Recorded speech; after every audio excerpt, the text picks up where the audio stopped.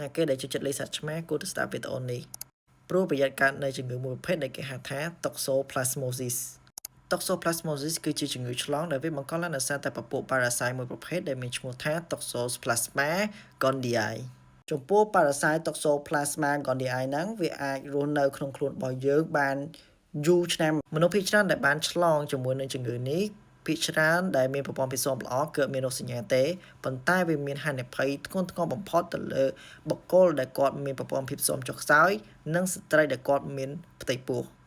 អ្នកដែលមានប្រព័ន្ធភាពស៊ាំចុះខ្សោយឧទាហរណ៍អ្នកដែលផ្លាស់ប្ដូរសរីរាង្គនិងអ្នកដែលមានផ្ទុកនៅ HIV នៅឯស្ត្រីដែលមានផ្ទៃពោះវិញ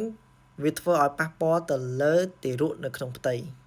ការឆ្លងគឺមាន3យ៉ាងសំខាន់ទី1គឺការឆ្លងតាមរយៈការប៉ះពាល់ជាមួយនឹងសត្វឆ្មាឬក៏លាមកឆ្មាទី2គឺការឆ្លងតាមរយៈការបរិភោគសាច់ឆៅដែលមិនបានចម្អិនបានដិតដល់ទី3គឺការឆ្លងពីម្ដាយទៅទារកនៅក្នុងផ្ទៃចុះបើសិនជាវាឆ្លងហើយតើវាមានរោគសញ្ញាអ្វីចំពោះបុគ្គលដែលគាត់មានប្រព័ន្ធភាពស៊ាំរឹងមាំអត់មានរោគសញ្ញាទេ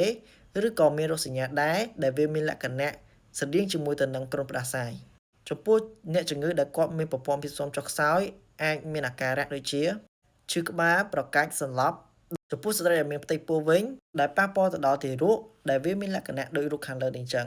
និងវាប៉ះពាល់ទៅលើសរីរាង្គផ្សេងទៀតរបស់ទារកផងដែរដូច្នេះហើយស្ត្រីដែលគាត់មានផ្ទៃពោះត្រូវតែប្រុងប្រយ័ត្នតើយើងធ្វើម៉េចបានយើងដឹងថាយើងមានផ្ទុកនៅ Toxoplasma gondii នឹងបានកំណត់បានថាយើងមានផ្ទុកនៅ Toxoplasma gondii នឹងបានគឺ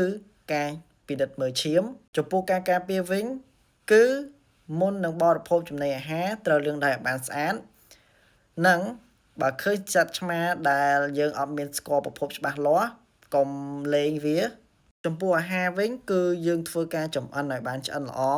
មុននឹងបរិភោគចំពោះស្ត្រីដែលមានផ្ទៃពោះវិញគួរតែពិនិត្យតាមដានកឲ្យបានទៀងទាត់តាមវិជ្ជាបញ្ជារបស់លោកគ្រូពេទ្យនិងបើសិនជាមានបញ្ហាត្រូវធ្វើការព្យាបាលជាបន្ទាន់